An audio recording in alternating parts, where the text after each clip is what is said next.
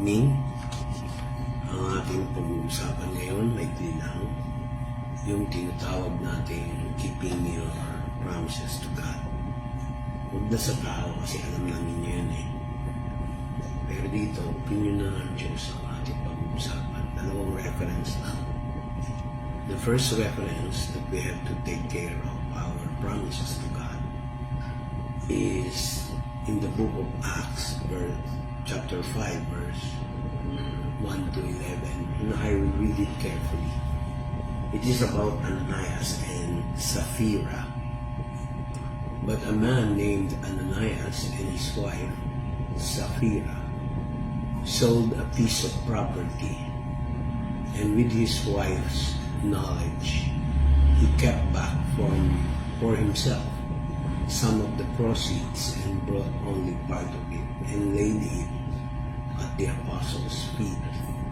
But Peter said, Ananias, why has Satan filled your heart to lie to the Holy Spirit and kept back for yourself part of the proceeds of the land?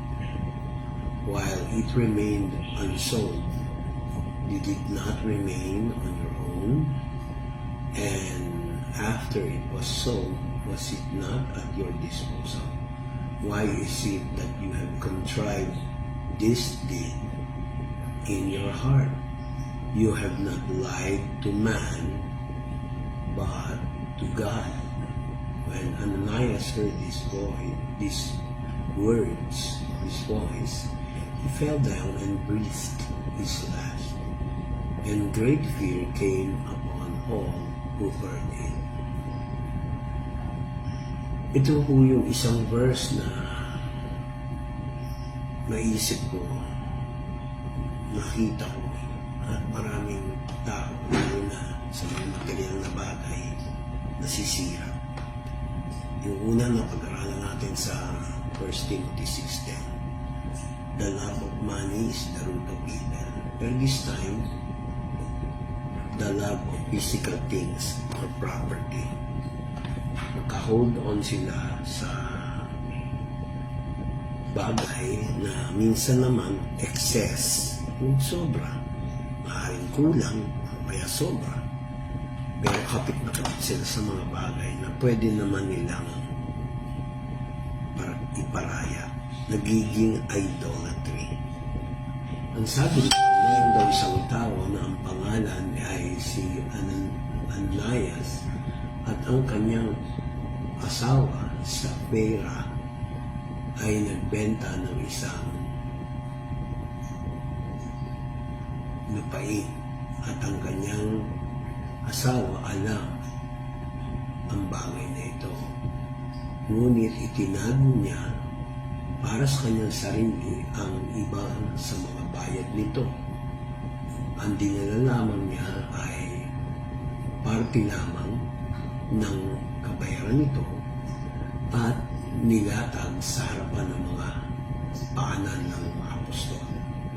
Ngunit sinabi ni Pedro, Ananias, bakit nilagay ni Satanas pinuno ang iyong puso para magsinungaling sa banal na Espiritu at itinago mo para sa iyong sarili ang ibang parte na pinagkakitaan sa lupa?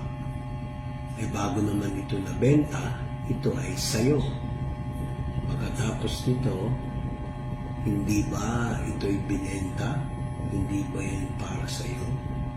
Bakit nilagay mo ito, gawain na ito sa iyong puso? Hindi ka nagsinungaling sa tao kung hindi sa Diyos. At nung narinig ni Ananias ang mga salitang ito, siya ay nagpatira pa, ngunit huminga ng huling hininga niya. At malaki ang takot na dumating sa mga taong nakarinig nito. Alam niyo, sa buhay ng isang tao, kailangan pag tayo ay nanindigan sa umpisa hanggang sa huli. Isa ito sa mga natutunan ko sa salita ng Diyos at naranasan ko. May mga panahon na naranasan ko yan kasi ako din ang nagkaroon ng kasalanan na ganyan. Pero niretrieve ko, nirecover ko. May bayaran may kabayaran. Minsan naman, purposely, talagang sinadya ko. Pero meron talagang tao na ipipilit yung gusto nila para lang silang masunod. Katulad sa Santiago, Kabanata 5, talata 12, itong sinasabi. Sa lahat-lahat mga bagay, mga kapatid, huwag kayong sumumpa ni sa langit, ni sa lupa, o kahit anong pangako. Hayaan nyo ang inyong oo ay oo, at ang inyo na hindi ay hindi, para hindi kayo mahulog sa katakwilan. Sa ibang version, yung salitang katakwilan, kahatulan. Meron ng decision. Sabi sa Ingles, but above all, my brothers, do not fear neither heaven or by earth, by other oath, but let your yes be yes, and your no be no, so that you may not fall under condemnation. So, ito lang po ang ating maikling devotion. God bless. I hope this will serve as a lesson to us when we promise God is listening. Never say maybe. Do not say maybe. It's better to say yes or no.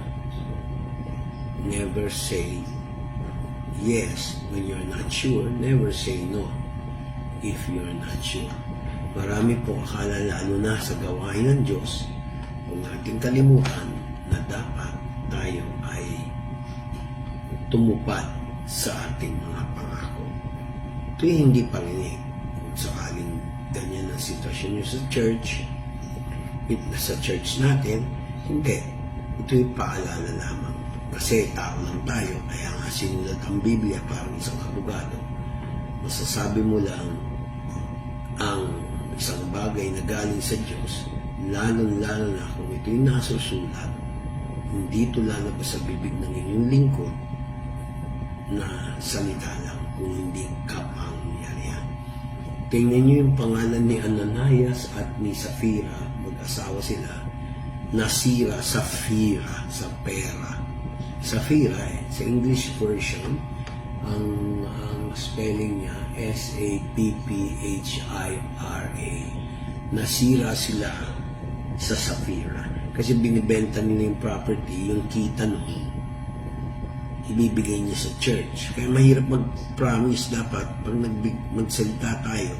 Sabi mo ng diretso, o 50% sa church, yung kalahati sa akin. Kaya ako maingat sa ganyan. Marami nasisira sa akin dahil dyan sa pera o kaya dahil sa lupa. May underground, may schemish o underground intention nasisira sa akin. Talagang nire-reveal ni Lord. Kaya mga kapatid, kaya ako sinabi to, huwag tayong masira sa Safira. Ang pag-ibig sa pera ang ugat ng kasalanan. Bakit? Kasi takot ka pag sa pera, nandadaya ka, kasi gusto mo may pera ka lagi. Sino naman ang ayaw ng pera? Pero huwag mo naman ibigin ang pera. Pagpapalit mo ang friendship dahil sa pera, dahil sa property. Marami na ako na enkwentro nasira dyan sa akin.